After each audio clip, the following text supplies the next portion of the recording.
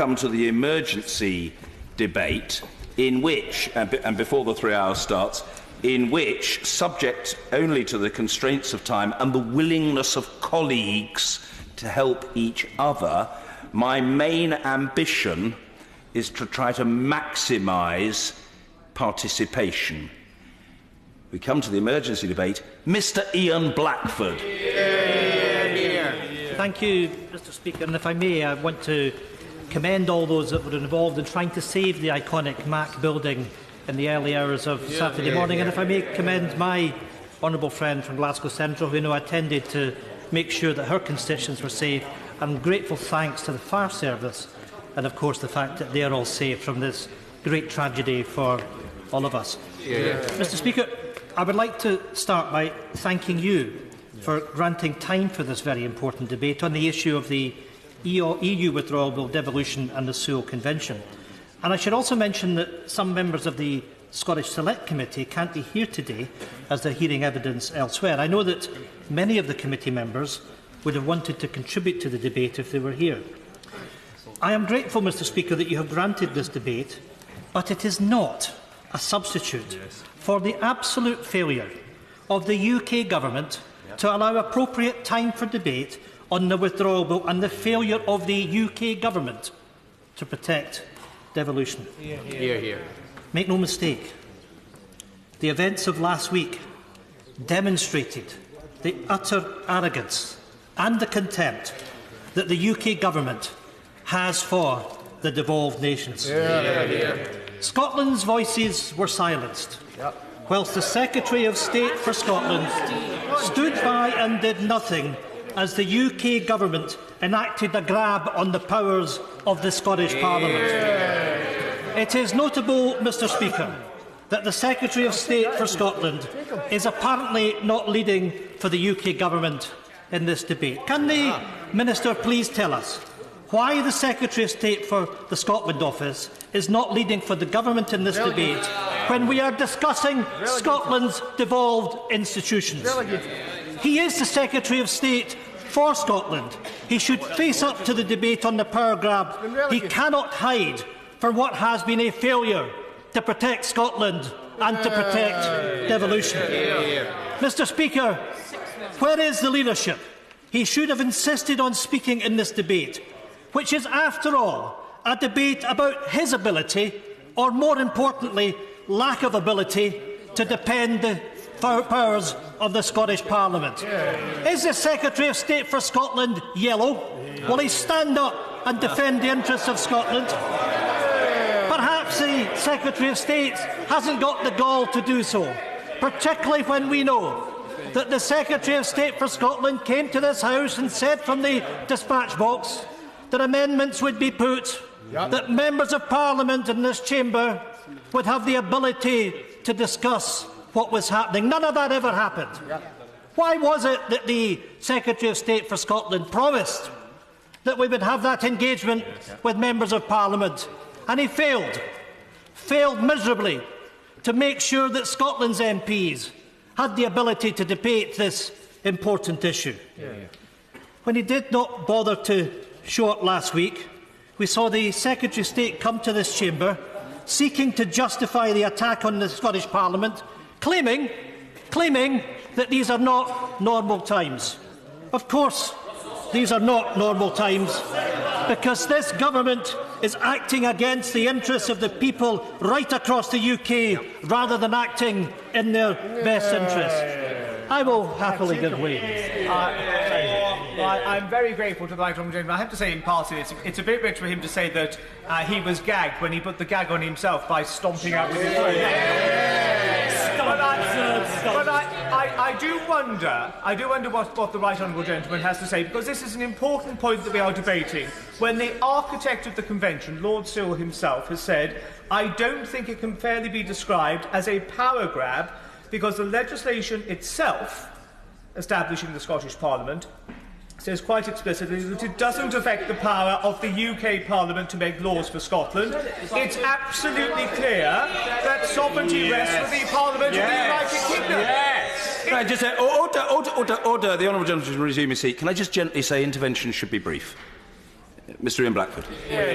I think what the honourable member has identified is that there is no defence of the rights and the powers of the Scottish Parliament. What has been proven by the events of the last week, that the Sewel Convention, sadly, is unworkable. And we've got the ridiculous situation that the Conservative government, in the teeth of the opposition from the Scottish National Party, from the Labour Party, from the Liberal Democrats, from the Greens, that have said that they do not support handing powers over to the government here in London, that the Conservative government have used the majority that they have from England to take powers back from the Scottish Parliament and the people of Scotland. That is the reality. Mr Speaker, what is happening is that the people of these islands have been dragged into political chaos, the chaos of Brexit, but is not normal. But that is no justification for breaking the convention that states very clearly that the UK government should not normally legislate and devolve matters without the consent of the Scottish Parliament. What clearly is not normal is the attack on devolution by the Conservative government. That's what's not normal. The Scottish Parliament, that many fought so long and hard to establish, is being emasculated by an anti-Tory government here in London, anti-Scottish Tory government. We used to talk of the settled will of the Scottish people, not the will of the UK Parliament to grab powers from the Scottish Parliament against the will of the Scottish Parliament. Mr Speaker, the events of last week have shaken the very stability of our devolved settlement. And then the Secretary of State informs us that, in his opinion, Scotland is not a partner in the UK, but part of the UK. Despite the fact that the Prime Minister had claimed that she wanted, and I quote, a future in which Scotland, Wales, Northern Ireland and England continue to flourish side by side as equal partners. Mr Speaker, as equal partners. In one sentence, in the mind of the Secretary of State, we have been downgraded from a nation to a region. Not the equal partnership that the Prime Minister talked about, but a subordinate relationship. A subordinate relationship that the Secretary of State for Scotland has acquiesced in. Not so much standing up for Scotland, but trampling over our parliamentary settlement. Mr Speaker, I thank the Right Honourable Member for giving way. As members know, I am one of 5 former MSPs in this place, the other 4 being on the benches opposite, and I served in Holyrood for 12 years that I am very proud of. I wonder if the Right Honourable Member would agree with me that one way out of this impasse, one way we may learn for the future, is to put in place some kind of cross-Parliament arbitration system involving members of this place and MSPs. We have Mr Alex Neil in the gallery bench joining us from Holyrood today. I think that would be one way to bring forward harmony and to work together for the good of the people of Scotland. We should learn from this. Can I thank my honourable friend for that very useful contribution? Of course, we have the Joint Ministerial Committee, but let's not forget that the Joint Ministerial Committee did not meet for 6 months last year. It did not meet for 6 months because the Westminster government would not engage. My honourable friend is quite correct. One second now. My honourable friend is quite correct that there has to be respect of the Parliament, and I would argue that there has to be respect of all the political parties that represent our country, that represent our Parliament. I'll continue. I'm grateful to the Right Honourable Gentleman for giving way. He refers to the Joint Ministerial Committee, but of course that is a mechanism for communication between governments. Surely what is required here is something I identified 15 years ago, and it is a formal mechanism for communication between parliaments, because if the governments could not be relied on to treat this seriously, then it is down to parliaments to fill that gap. Well, can I want to give credit to the other parties in the Scottish Parliament, because there has been a strong level of engagement, and I think we need to improve and enhance upon that. And as a principle, I'm very happy with what my Right Honourable friend has said. I'm grateful to my Right Honourable friend for giving way, and I congratulate him on the very passionate speech he is making. Does he agree with me that when the British government is now dealing with Wales and Scotland in these very sensitive discussions, they do well to reflect on the wise words of Voltaire, the great French philosopher who said, "Injustice in the end produces independence." Well, I'm very grateful for to be reminded of that particular quote. But I would say to the honourable members in the government benches, be careful. Be careful, because let me finish this point. This is not about the offence which is taken in this by the Scottish National Party, because you have to take on board that you have offended the Scottish Parliament. You've offended all the parties that I talked about. Now, all of us in these benches were back home in Scotland over the course of the weekend. And I can tell you that Scotland has changed. And there's been a very strong message which has come across that people that supported devolution, people that voted for devolution in 1997, can see very clearly what is going on. However you want to try and define it, however you want to try and spin it, it is an attack on the powers of the Scottish Parliament and teeth of the opposition of the Scottish Parliament and the Scottish people. And you will pay a heavy price, as you have paid in the past, if you don't listen to the voices of the Scottish people. I thank the honourable gentleman for giving way. The honourable gentleman will of course recall that the Conservative Party fought tooth and nail against the re-establishment of a Scottish Parliament. And what we see in the benches opposite are apologists. Order. The House must calm down. There's too much noise. Mr. Grant, you're a most amiable fellow. It's very unusual to see you very animated, and it's true that you are beaming, but you and Mr. Graham are also in the process making a considerable cacophony, and I think it would be better if you would calm yourselves for now. Patricia Gibson. Opposing the establishment of the Scottish Parliament, and we see the apologists defending the undermining of devolution itself. Does the honourable gentleman agree with me that they are hostile to the very concept of devolution in the first place? My honourable friend is quite correct. They have form which goes back over the course of a century. If I may, I would like to make some progress, and then I will allow interventions to be made. Mr. Speaker, if the UK government has a free hand to argue and bend the rules to state when a situation is normal and not in order to undermine the Sewel Convention, then we can never, ever protect the powers of our Parliament. Westminster can do as it pleases, and we have to take it. Our Parliament in Scotland, that is supposed to be permanent, can see its powers changed at the whim of Westminster, defining times as not normal. Can the Secretary of State for Scotland not see what is wrong with that?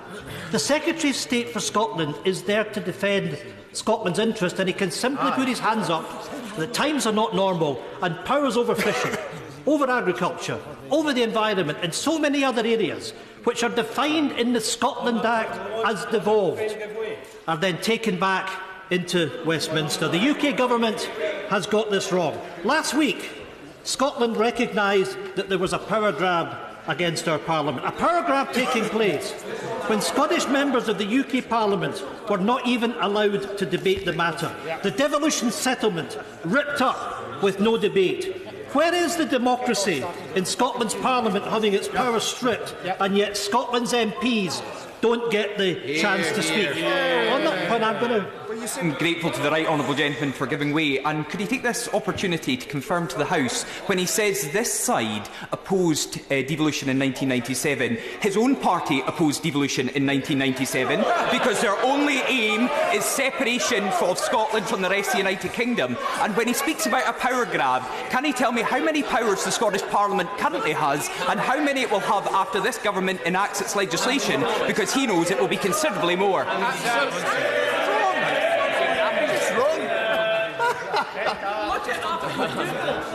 That was no answer. No answer. Miles offside. Yeah, to use a football term, miles offside. If he actually looked back on Google and he looked at what my party had done in the 1979 devolution campaign, where we worked collectively with everybody else, in 1997. And I can tell the honourable gentleman that I was tramping the streets of Scotland together with all my colleagues to make sure that Scotland could get its parliament. And of course, the Scottish people voted overwhelmingly for that parliament. And one of the reasons they did so is because we had suffered so badly from the years of a Thatcher and a Major government that destroyed communities up and down the land, and it's little wonder that the Tories then paid a price when they were wiped off the political landscape in Scotland. And what we see today is that the Scottish Conservatives are behaving exactly as they did in the past, and I make this prediction: you will pay a price again, because what you've done is you have stabbed the Scottish Parliament and the people of Scotland in the back by taking these powers back. Mr. Speaker, Scotland is watching, and it is not just the supporters of the SNP who are alarmed. Those that cherish our Parliament are outraged by the attacks on Scotland's Parliament. It's really, I have to say, it is illuminating, the behaviour that we're seeing. We should have a respectful debate, which others have called for.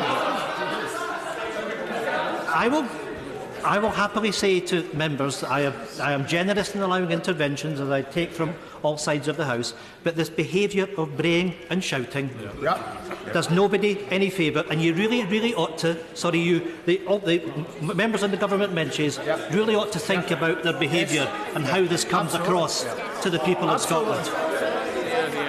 Mr. Speaker, the mood in Scotland has changed. There is a widespread recognition that the Conservatives have reverted to type and they're attacking devolution. Nay, they are attacking the interests of the people of Scotland. I will give way. The right honourable gentleman for giving way. Last week, when we divided on the Lord's amendments, this side of the House voted for more powers for the Scottish Parliament. You voted against. The SNP, Mr. Speaker, voted against. They voted against additional powers for the Scottish Parliament. We voted for more powers for the Scottish Government. They voted against those powers. Dear.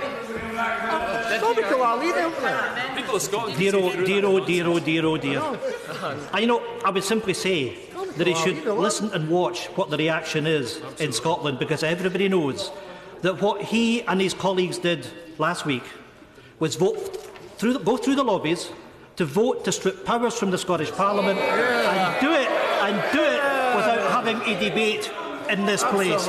He really ought to be ashamed of himself. Let's remind ourselves, since the Tories like to talk about referendums, that 74% of those that voted in our referendum in 1997 voted for a Scottish Parliament. Our Parliament, it belongs to all of us.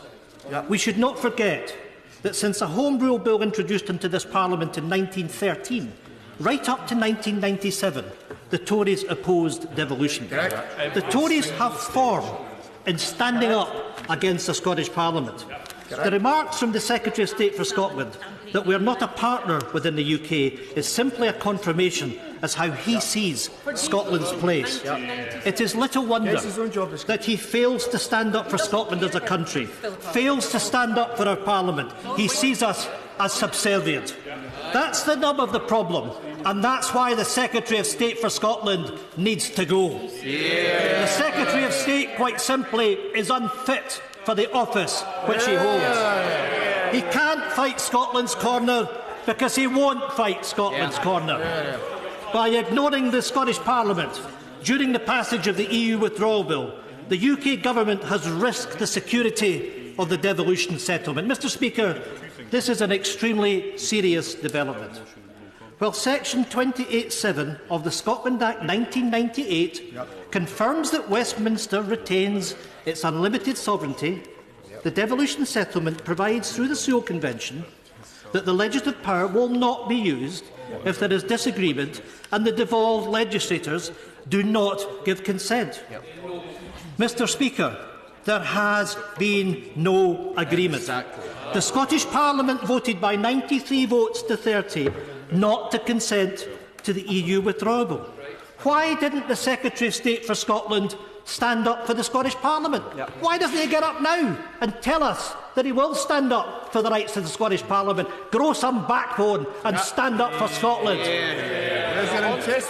Mr. Speaker, the UK Government's own website states the main role of the Scottish Secretary is to promote and protect the devolution settlement. My goodness, he's been found wanting on that one. Whilst the Secretary of State has not done very well with defending devolution, he is the one that wants to kick away the legs from the agreed settlement. What a disgrace. He has been a dismal failure on living up to the definition that the government has stated to protect devolution. The Secretary of State has ambushed devolution. At every turn, he has failed to defend the devolution settlement. Where are the amendments he promised to protect our interests? He should have told the UK Government that there must be protected time to debate the effect of the withdrawal bill on Scotland's position. He failed again. The Secretary of State for Scotland has no credibility. There is no coming back from this. He must resign, or the Prime Minister must sack him. Mr. Speaker, the EU withdrawal bill is the biggest attack on devolution we have ever witnessed. The UK Government's power grab aims to keep Scotland's powers in London, not in Scotland. As currently drafted, the legislation would keep devolved powers coming back from Brussels here in London. It is shocking. 24 powers in devolved areas like fishing, agriculture, the environment and food labelling. This, Mr. Speaker, is an absolute scandal. Thank you very much to the right honourable member. I wonder if you'd like to comment on his party colleague Jim Sillars, who lays the blame clearly at Nicola Sturgeon's feet of a display of foolish hostility. Is that not exactly what he is doing? Does he not respect there are two governments in Scotland and the Scottish people elected two governments? Surely he must show that some respect.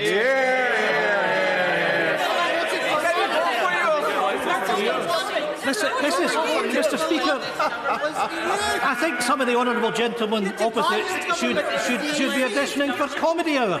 Let me just remind the honourable gentlemen, the Conservatives have lost every single election in Scotland since 1955. But what they want to do is to put a veto on the Scottish Parliament and the people of our country. That's the reality.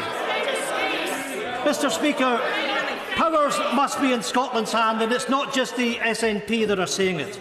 Every party, with the exception of the Conservatives, has stood up to defend Scotland's Parliament.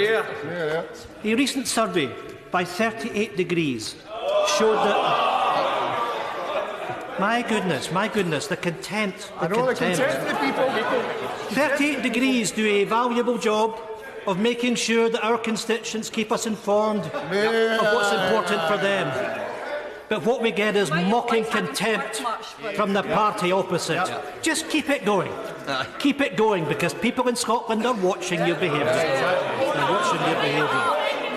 Mr. Speaker, a recent survey by 38 Degrees showed that 62% of Scots agree and want to see responsibilities over devolved areas currently held by Europe transferred straight to the Scottish Parliament. Legal experts such as Professor Rick Rawlings also criticised the EU withdrawal legislation for riding roughshod over devolution. He said, "The sooner Clause 11 of the withdrawal bill is cast aside, the better. Constitutionally maladroit, it wraps the dialogue about the role and place of the domestic market concept post-Brexit." John Downey at the Scottish Council of Voluntary Organisations has also advocated for powers to return to Scotland, not London. He said, "We have consistently pushed to enhance the powers of devolved parliaments, where it makes sense to do so, and believe more devolved powers would be better enable Scottish and Welsh ministers to react to unique regional challenges and shape tailored solutions. We feel the transfer of powers to the devolved administrations would make it easier for the sector to influence their use in a positive way." The STUC, their leader Graham Smith, has also warned. The UK Government must accept the legitimacy of devolved institutions and realise that proposals which create a situation where the UK could legislate in any area of devolved competence without the agreement of the Scottish Parliament would be an erosion of devolution and would not be acceptable. Will my honourable friend give way on that point? I will happily give way. Thank my honourable friend for giving way. Does my honourable friend agree with me that the Tory government's re-reservation of powers and the rest of their preferred post-Brexit constitutional arrangements effectively strip the decisions about fracking from the Scottish Government? And if the decision of the future of fracking in Scotland is to be made in Whitehall, does he agree with me that the Secretary of State for Scotland's office has been permanently undermined, no matter who occupies that office? My honourable friend makes a very valuable point. He is absolutely correct. And we have to be very careful about the threats that there are to Scotland from fracking. And of course, we should remember that Scotland is an energy-rich country. We have a wide number of different energy sources, the world leading in renewable sources, and yet we have a government in London that wants to bash ahead and risk ruining Scotland's environment. We can't stand aside and allow that to happen. I will give way. Thank the Honourable Gentleman for giving way. He correctly points to 24 powers. Can he explain which ones of those create a constitutional outrage? And assuming it is some, why then did his colleagues in the Scottish Government agree to each and every one of those 24 being subject to a UK-wide framework back in December? My goodness. Can I respectfully suggest? It's supposed to be good. It's supposed to be good. You've got to be kidding. Can I respectively suggest that the honourable gentleman goes back and he reads the Scotland Act 1998? Because the Scotland Act, you know, I can see people shaking their head. I can see people shaking their head. But this is actually the nub of the problem. That devolution in the Scottish Parliament is defined by that legislation. And that legislation defines what is devolved and what is reserved. And the simple fact of the matter is each of these 24 areas are devolved. They belong in the Scottish Parliament. Now, what the Scottish Government has said repeatedly, that we will sit down, we want to reach agreement with the UK Government, but that agreement has to be based on mutual respect. We will not unreasonably withhold consent on setting up framework agreements, but it has to be done on the basis of the consent of the Scottish Government and the consent of the Scottish Parliament. I cannot, for the life of me, understand why this is such a difficult concept to grab, and I have to say I am somewhat surprised and disappointed in the honourable gentleman. Mr. Speaker, last week Scotland's voices were silenced and ignored because we walked out. Is that the fact, is it? That's the fact. Well, I have to say to the honourable gentleman that what happened on Tuesday night, and it's a matter of record, he can look it up in Hansard, is that he went through the lobbies to strip the Scottish Parliament of powers, and not a single Scottish MP was allowed to debate the issue. That's the fundamental point. Mr. Speaker, the behaviour of the UK Government is disgraceful. The Conservatives really think they can do whatever they want with Scotland and get away with it. It's back to the days of the poll tax under Thatcher. The very fact that they railroaded this legislation through with no time for speeches from anyone other than the UK Government Minister shows utter contempt for Scottish democracy. Now, I regret the fact that the Secretary of State for Scotland is not down to speak tonight. I'm going to give him another opportunity. Stand up and defend the indefensible. He can't. He's sitting there playing with his iPhone and stabbing the Scottish Parliament in the back. That's the reality. Come on, up you get. Come on, speak up. Come on, speak up. Order. That was a sort of rhetorical device by the honourable gentleman. But it is up to the Secretary of State if he wishes to intervene. And, you know, one can't have people intervening against their will. Mr. Ian Blackford. Thank you, Mr. Speaker.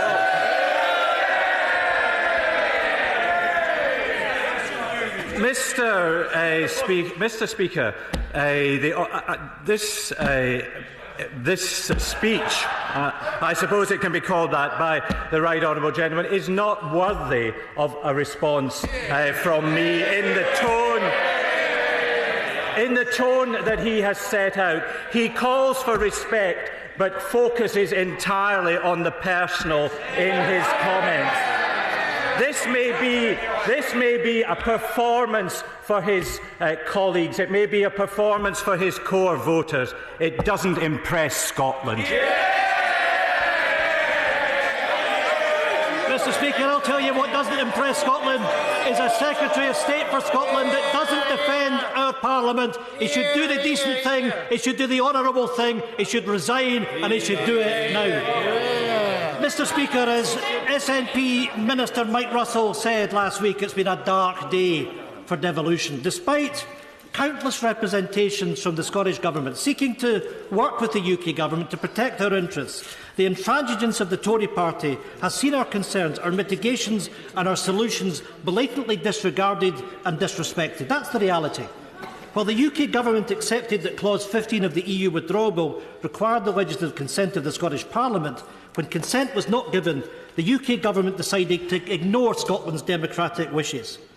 Last week, we saw the Secretary of State for Scotland come crawling to the chamber to explain the UK Government's position after the SNP had exposed the Tory power grab. But rather than reassure the people of Scotland that the UK Government was painful, absolutely, it's painful. It's painful that the people of Scotland are seeing their powers taken back from them.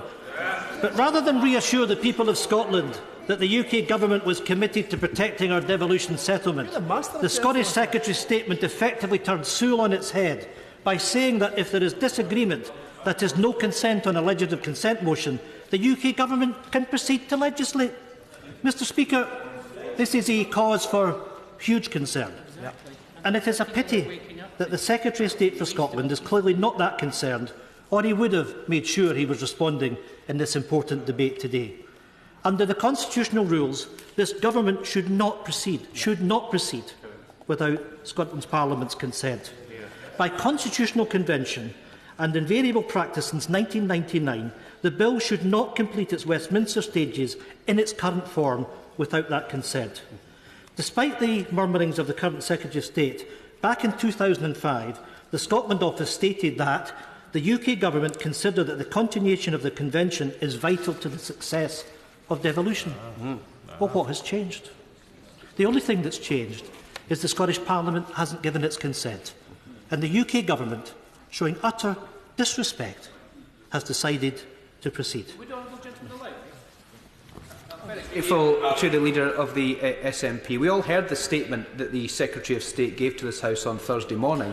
I wonder if he could give a commitment on behalf of the Scottish Government and indeed his party that if the Secretary of State was to convene cross-party talks, that his party would take part. Yes, I mean, one of the things I would say to the, and I thank him for his intervention, one of the things I say to the honourable gentleman and to the Government across the other side, I don't believe it's in anybody's interest not to have an agreement on this. But all of us have got the responsibility of defending the powers and the interests of the Scottish Parliament. I implore the Secretary of State to get back round the table. Let's resolve this issue. I don't want us to be in the situation that the Government in London is taking back responsibility for our powers, and they really must listen to the voices which are coming from around this chamber and indeed from around Scotland. I will give way one last time. Thank my honourable friend for giving way. He's making a very powerful speech which I'm happy to associate myself with, but I also know from speaking to constituents of the weekend that many of them will associate themselves with these points.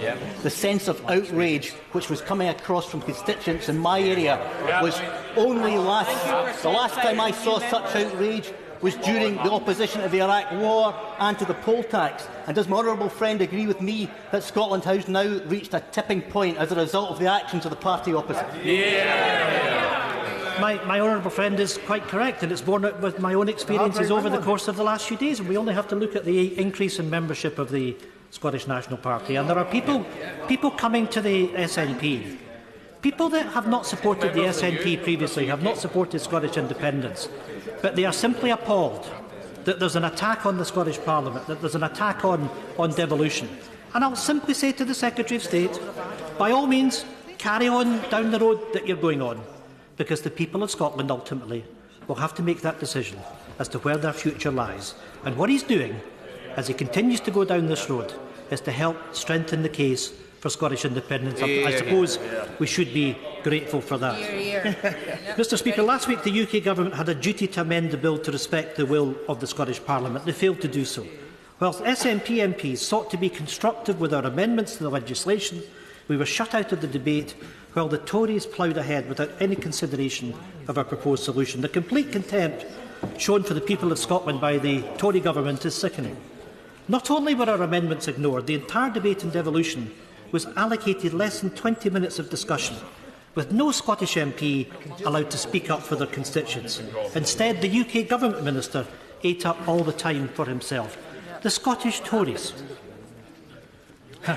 said they would come here to stand up for Scotland. Well, what did they do? They trooped through the lobbies to take away Scotland's powers. Theresa May's poodles whipped to vote against Scotland's interests. Scotland was aghast. The actions of the UK Government have been an affront to democracy. I thank my honourable friend for giving way, and I congratulate him first of all for securing the debate and also for his fantastic speech. When it's clear that in the Scottish Parliament you have the Labour Party in Scotland, the Liberal Democrats in Scotland, and the SNP, the Scottish Greens on the one side, and the Tories on the other, that on this issue it has become Scotland versus the Tories. It reminds me of the line where the woman is watching her son on parade and they're saying they're all out to step apart from your Johnny, except in this case, Johnny is the Scottish Tories. Mr Speaker, when I confronted the Prime Minister over the shambolic handling of the EU withdrawal bill by her government, we were given more bluff and bluster. Mr Speaker, it is not good enough. Over the past few days, I and my party colleagues have been criticised inside this place for standing up to the Prime Minister, for making our voices heard, for standing up for the people of Scotland. Mr Speaker, let me put the Prime Minister on notice. SNP MPs will not stand by while her government seeks to rip up the rule book. This government does have an opportunity to do the right thing. With the clock ticking, we only have days left to save Scotland's devolved settlement. The solution I put to the Prime Minister last week is still on the table. That is that the Prime Minister should act immediately to bring forward emergency legislation to remove Clause 15 and Schedule 3 in line with the Scottish Parliament vote. That is the only way that the UK Government can undo the damage it has caused, and the only way that the Tories can show the people of Scotland that their Scottish Parliament's rights are recognised and respected. That is the only way that we can save devolution in Scotland. Mr Speaker, the Scottish Parliament has passed a continuity bill to protect its powers. Unbelievably, the Scottish Parliament has been taken to the Supreme Court by the UK Government over the matter. The UK Government should immediately withdraw this threat over the Scottish Parliament. Stop attacking our Parliament and start to show the Scottish Parliament some respect. The days of a UK Tory Government threatening Scotland must end. It is little wonder that the Tories once again are seen as anti-Scottish. Let me put this in a historic context. The campaign to establish the Scottish Parliament has been a long one. The Scottish Home Rule Association was established way back in 1894. There was a Scottish Government bill that passed its second reading in 1913 that would have established a Scottish Parliament with greater powers than the one that we have today. Scotland voted in a referendum for a Scottish Parliament in 1979, but the incoming Tory government refused to deliver the Scottish Parliament that Scotland had voted for. Right through the 1980s and 1990s, demand for a Scottish Parliament grew. These growing calls were ignored by the Conservatives until they were swept out of office. In 1998, the Scotland Act establishing a Scottish Parliament was passed in teeth of opposition from the Conservatives. Majority Scottish opinion demanded a Parliament. It was, as was stated, the settled will of the Scottish people. When Winnie Ewing rose to address the opening of the Scottish Parliament in 1999, she said, The Scottish Parliament, which adjourned on March 25, 1707, is hereby reconvened. That Parliament that we all in these benches take pride in had its powers defined by the Scotland Act. Schedule 5 of the Act defines what areas are reserved. The UK Government also accepts, and I quote, "The Act does not specify which matters are devolved to the Scottish Parliament. Rather, it specifies those matters that are reserved to the UK Parliament. Those matters not reserved by the Scotland Act are devolved to the Scottish Parliament. The Scottish Parliament has primary legislative powers, i.e. the powers to pass acts." That is clear-cut. That is why, Mr Speaker, we cannot allow the Conservative Government to take back responsibility over 24 matters, which by the Scotland Act are devolved. It's wrong, and we will do everything in our power to stop it. Honourable friend for giving way and congratulate him on a stunning speech. Does he agree with me that, as the suffragette said, we shall be judged on our deeds, not our words, and that this government will be judged and shown up for the farce that it is, and the Secretary of State will be the first Secretary of State in history, Secretary of State for Scotland, that has seen a reduction in Scottish powers to the Scottish Parliament, and that this government will be judged, and the Scottish people will not forgive, nor will they forget. I thank my honourable friend for that intervention, and she's absolutely correct. There is a wonderful book called The Scottish Secretaries, and it talks about some of the great and some of the not-so-great Scottish secretaries. And when you reflect on people like Tom Johnson, that did so much to transform Scottish society, and then we look at the current Secretary of State. When we look at the current Secretary of State that fails to stand up for Scotland and sees our powers taken back. Now, if you want to stand up and tell me what's personal in that, what I'm doing is I'm focusing on the fundamentals. I'm focusing on the fundamentals that his party is working against the interests of the Scottish people and the Scottish Parliament, and is, to use the phrase, taking back control. You would know. Mr Speaker, it is therefore simple. Westminster, without consent, is changing the devolution sentiment and is prepared to undermine the Scotland Act. None of us can stand back and allow this to happen. It is a point of principle. Westminster should not have a veto on the Scottish Parliament. Mr Speaker, it's pretty rich that last week we heard accusations that Scotland was seeking a veto over Westminster. The Secretary of State has said that repeatedly. Let me be absolutely clear. That is not the case. All we are seeking to do is to ensure that the powers within the Scotland Act are defended, not dismantled. We have our own constitutional history, indeed, in the case of McCormick versus the Lord Advocate in 1953. When Lord Cooper gave his decision, he said, "The principle of unlimited sovereignty of Parliament is a distinctly English principle which has no counterpart in Scottish constitutional law. That is, that the people of Scotland are sovereign. Westminster must respect the will of the Scottish Parliament through its members having been elected by the people of Scotland. I should remind the UK Government that they have lost every single election in Scotland since 1955, and it's hardly surprising. The Conservatives are isolated in the Scottish Parliament and not standing up to defend our devolved rights. Isolated. Mr Speaker, this is not about the SNP, it is about the settled will of the Scottish people and of the Scottish Parliament. History will judge all of us on our actions, and at this time of critical and a challenging time. Therefore, I say to every Scottish MP in this place, do not fall on the wrong side. I say to the Secretary of State, stop hiding out and instead stand up with us and stand up for Scotland's Parliament. Stop the power grab or go down as the Secretary of State that allows Scotland's Parliament to have its powers reduced.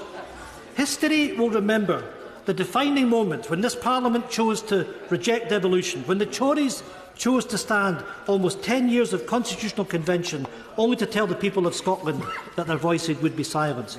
But I say again, there is a choice before the UK Government.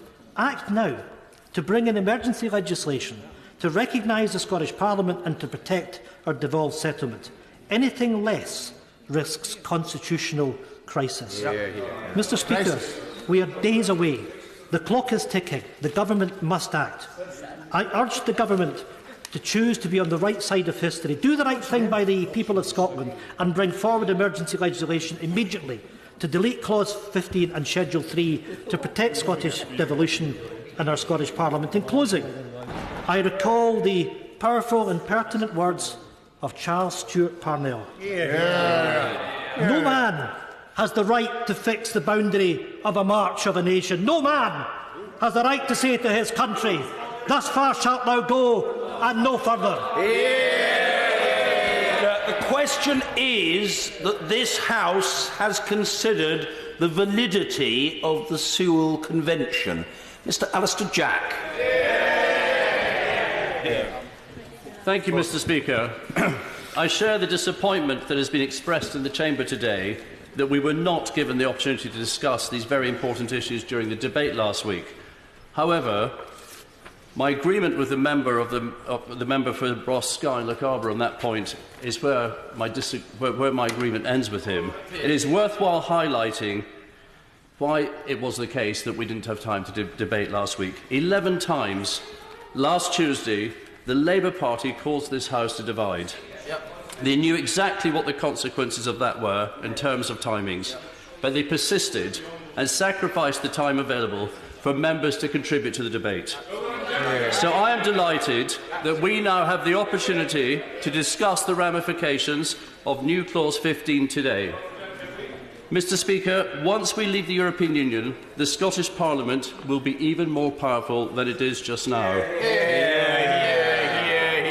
And that is a fact. Every single one of the powers being repatriated from Brussels after Brexit is already with Holyrood at implementation level. No power that currently resides there is being removed. Absolutely. We could be having a debate about how those powers could be used to improve the lives of fellow Scots. But instead, and not surprisingly, we're doing what the SNP love best and talking about process. Like my right honourable friend, the Secretary of State for Scotland, I regret that the Scottish Government were not able to agree a deal with the UK Government on the transfer of powers. No, the Government didn't agree. But I have to be honest and say that I was not surprised. The Government had to agree. It really is questionable whether Nicola Sturgeon was ever going to do a deal in the first place. Because let's not forget that within hours of the EU referendum result being declared 2 years ago, Nicola Sturgeon summoned the media to Bute House and instructed her officials to start drawing up the necessary legislation for a second independence referendum. She knew fine well that a deal with the UK Government would have been detrimental to her plans for a rerun of 2014. Oh, he's giving way. So the honourable gentleman is giving way. Does he agree with Jim Sillars, a former deputy leader of the Scottish National Party, when he says, "Let me be blunt, the standoff between Holyrood and Westminster is primarily the fault of Nicola Sturgeon"? Sensible man. That's why you phoned Salmon. Obviously, I do agree with what he said, and I also agree with the comment of Jim Sillars. Order. Can I just explain to the House, people were talking about mutual respect, that it is discourteous for side conversations between members to take place when another member has the floor. The honourable gentleman for Stirling has just intervened, and he should then alert himself to the response to his intervention rather than engaging in a squabble with Mr. Law. Mr. Alister Jack. Mr. Speaker, I also agree with Jim Sillars' remark that it's ironic that Nicola Sturgeon wants to take the powers from Mrs May and return them straight to Mr Juncker. But there we are. Going back to the point I was making about the deal with the UK Government that was detrimental to a planned rerun of the divisive second referendum proposed. Despite the best intentions of her Brexit minister, who I believe wanted to do a deal, the First Minister would never have agreed to anything that he went back with. For them, it is all about grievance and division with Westminster. And the people of Scotland, Mr. Speaker, are rightly sick of it. Once we leave the European Union, it is absolutely vital that the integrity of the unified internal market of the United Kingdom is upheld. That is of benefit to everyone, not least Scotland, where our trade with the rest of the UK is worth 4 times more than our trade with the EU. And in order to maintain that internal market, we need to agree common frameworks, something that even the SNP agree on. Mr. Speaker, those frameworks will provide certainty to businesses in our home nations that will ensure there will be no barriers to doing trade within the UK. Whether in areas such as agricultural support, animal welfare, environmental standards, food labelling or public procurement, common frameworks are required to ensure fairness throughout the UK, to maintain standards and to ensure cooperation between the 4 home nations. And as we leave the EU and become a global free trading nation again, common frameworks will ensure that the whole of the UK is able to benefit from the trade deals that will be signed with countries around the globe. Without those frameworks, we could end up with different regulatory systems throughout the UK, which would potentially make it harder for us to sign comprehensive free trade deals. You would think that this would make complete sense, but it was not enough for the Scottish Government. They effectively wanted a veto over those powers contained in the frameworks, which it is important to bear in mind would also affect the people of England, Wales and Northern Ireland. And the UK Government were, to my mind, right not to give in to that demand. Mr. Speaker, isn't it just a little bit suspicious that a unionist government in Wales was able to sign up to the final deal, but a nationalist government in Scotland was not? I don't think it will escape the people of Scotland's notice that Nicola Sturgeon and the SNP have used this process to further their desire of taking Scotland back down the road of a divisive second independence referendum that the people of Scotland just don't want.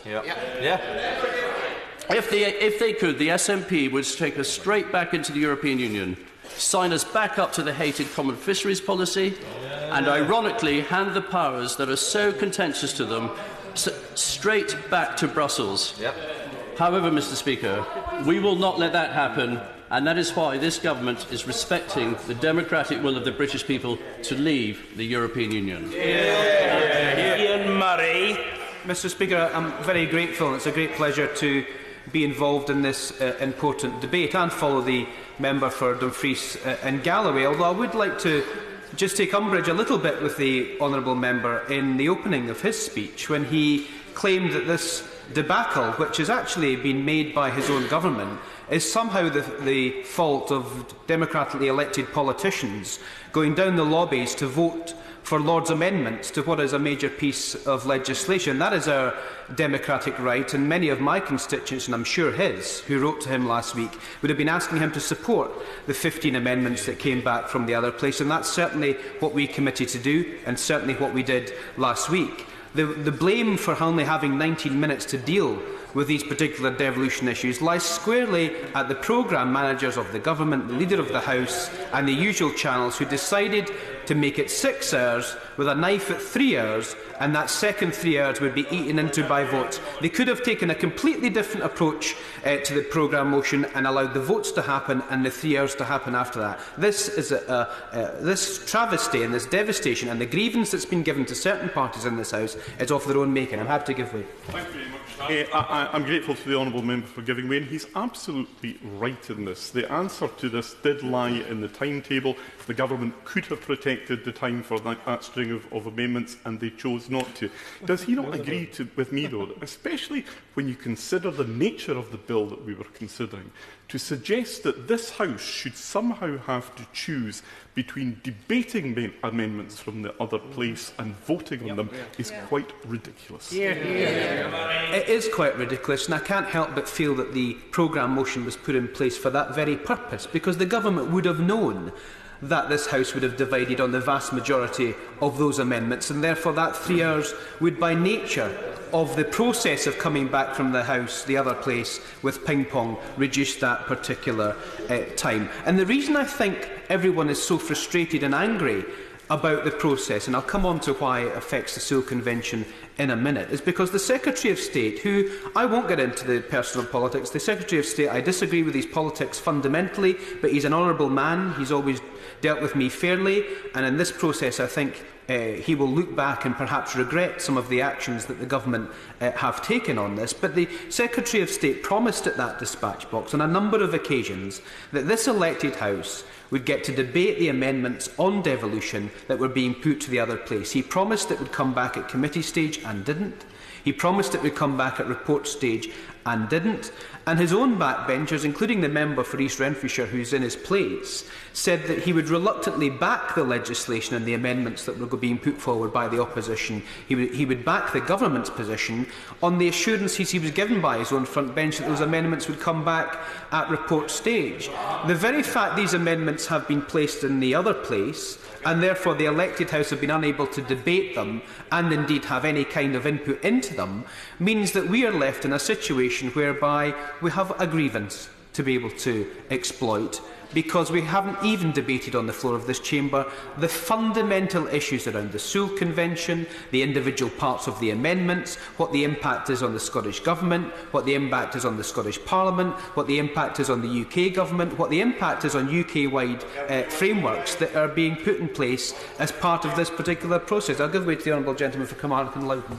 Thank you for giving way, and I agree wholeheartedly with the comments made about the programme motion. When it comes to the vote itself, last week he tried to justify Labour's abstention as the fact that had we defeated the government on the amendment, it would have reverted the devolution clause back to an even less satisfactory position. Is it not the case? Had we defeated the government, it would have went back to the Lords for further amendment, and we could have got amendments that we were actually looking for. Well, he misinterprets the Labour Party position, and in fact misinformation is indeed the role of the SNP in this. I'm very clear on the position that we've got. I think the amendment placed in the House of Lords gets us to about 80% of where we would like to be. I think the old Clause 11, as everyone in this House, including the Secretary of State himself and indeed the Minister who's taking this debate, said was deficient. There's been a process of negotiation, and I've seen a process of negotiation you can't always get what you want. I would like for the government to have gone much further, but on the basis that it is 80% in my view acceptable, it didn't seem right to vote for it and didn't seem right to vote against it. That's a principled position to take. And what I would say to the honourable gentleman is this: what is completely and utterly, fundamentally disingenuous is to claim that powers are being taken back from the Scottish Parliament. It's also equally fundamentally disingenuous to say that this is a powers bonanza. They are both positions that are wrong. The powers of the Scottish Parliament will not increase by one iota with regard to this process, and the number of powers that will be taken from the Scottish Parliament as part of this process is zero, because the Conservatives and the SNP have it in themselves to continue to fight with each other because it's politically expedient for them to do so. All of these kinds of arguments and the pragmatic approach to this are indeed lost. Well, I will give way to the honourable gentleman, my constituent's neighbour, if she wants to dispel the fact that the Scottish Parliament will receive no less in terms of powers and will have no powers taken from them as part of this process. Honourable gentleman, seriously disputing that as a result of the amendments passed last week, 24 powers will be taken back to this Parliament for up to 7 years, and at any time during that 7 years, the UK Government can alter them as they see fit. Has he read the amendment, and is he seriously disputing that?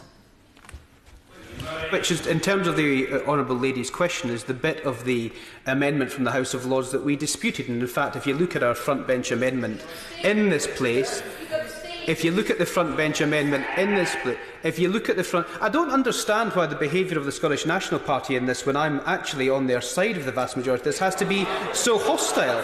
There is no respect in this chamber for people being able to make the points they're making. I agree 80% with the amendment that came back from the House of Lords. This is the bit that I don't agree with, and in fact our shadow front bench, the Shadow Secretary of State, put forward an amendment in lieu of the Lords' amendments that stated the very fact that this was where the contention lay in terms of the sunset clauses. I have the 24 areas of legislation in front of me, and I would like to say to the people of Scotland who are perhaps watching this debate that we do need UK-wide legislation frameworks on some of this, because it's important for Scotland and important for the UK Government and the UK economy to be able to operate. For example, environmental quality and standards in chemicals. Nobody could possibly suggest that in a pragmatic world in which we live in, that you don't need both governments to come together and put together a proper UK framework for that kind of issue. That's just one of the 24 of the 153 issues that have come up in this particular process. And devolution is I'm not going to give way again to Honourable Lady, because other people want to speak. She will get her opportunity to speak in this particular debate. I think we have to take the politics and the heat out of this. And I said to the Secretary of State last Thursday during the statement that is there any possibility of people continuing to talk on this matter? The Secretary of State says he's willing to talk, but the Scottish Government won't move from their position. The leader of the SNP said in my intervention to him a few moments ago that the Scottish Government, in his view, would be willing to talk. So when can we possibly get both governments round the table to try and thrash some of this out? And one of the nubs of the problem of this issue is that the Joint Ministerial Council, the Joint Ministerial Committee, the JMC, doesn't meet regularly enough, and in fact, as Lord McConnell said, who set up this particular process, it should have been scrapped a long time ago. During the passage of the Scotland Bill in 2015 in this chamber, and all the SNP members were here, you will remember the amendments that I put forward at that dispatch box to put the JMC on a statutory footing, to allow minutes and to allow agendas to be published publicly, so we didn't get into a situation where he said, she said, and it becomes a political football. I would urge to the Minister now, when he gets the dispatch box as part of this debate, that he gives a clear commitment that every single piece of communication that's happened in the JMC with regards to this devolution amendments is published. And I'll tell you why he should do that. Because whilst this whole process is secret, and whilst people are kept in the dark about who said what and who agreed to what, all we get is this is a power grab, this is a powers bonanza, and the people of Scotland have to take sides on which one they feel is most appropriate. And we do know, and I do know, that because the compromise was made, I'll give it shortly, because the compromise was made, I want to know, and the people of Scotland want to know, how far apart are the two sides? Is it the case that it's two minor things, that the Scottish Government are deliberately withholding consent because it's not in their interest to give consent? And I agree with the honourable gentleman for Dumfries and Galloway that I don't think the Scottish Government ever intended in giving consent, even if they got 100% of what they wanted. It's not in their political interest to do so. So let's have a little bit of transparency about this process so we can see in black and white where the gap is and how we're able to bridge that gap. I'll give way to the honourable gentleman. Mr. Speaker, further to my earlier intervention to the honourable member for Skye, Lochhaven and Ross, can I ask the honourable member whether he agrees with my suggestion that many of us will not be on joint ministerial committees, but some sort of backbench liaison, cross-party and between MPs and MSPs would be constructive for the future operation of both parliaments? I think it would, and I think if this process has shown anything, that the intergovernmental relationships between two governments when they're of different colours does not work. And it does not work. And the consequences of it not working is not that the Secretary of State can't get what he wants or the First Minister can't get what she wants. The consequence is it's bad for the people of Scotland.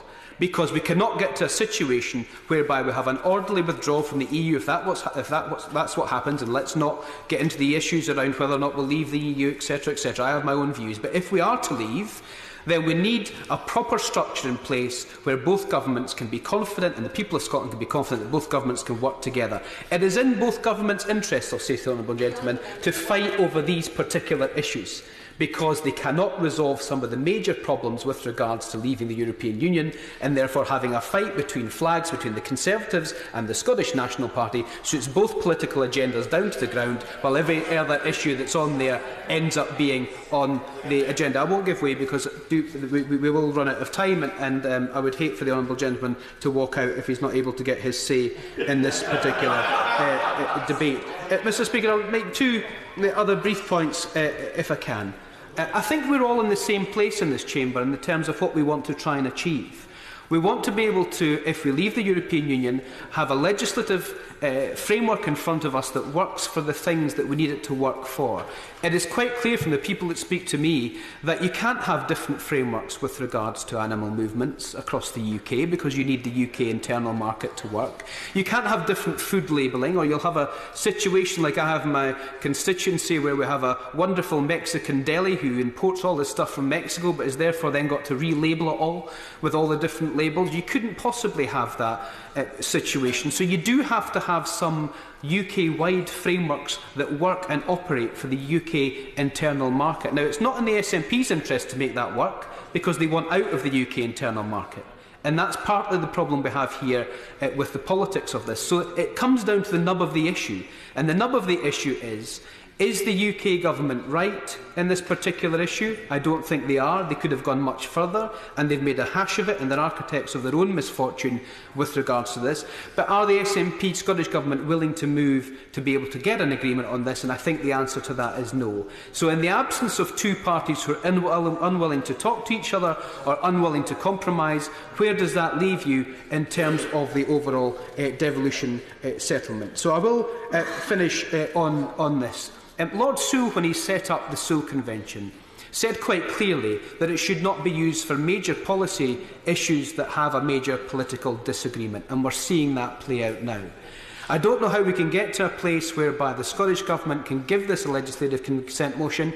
I would suspect if Clause 15, Schedule 3 was deleted from the amended bill, it would still not give the legislative consent motion because it's not in their interest to do so. So in the absence of two governments unwilling to work together, how do we get to a position whereby this bill can be passed and the Scottish Government can therefore say that it will give it legislative consent? This is no power grab. This is no power grab, and this is no powers bonanza. And both governments should tone down the rhetoric, get back round the table and think seriously about making sure the JMC operates properly in the future and be transparent about its minutes and agendas. Thank you. Order. With immediate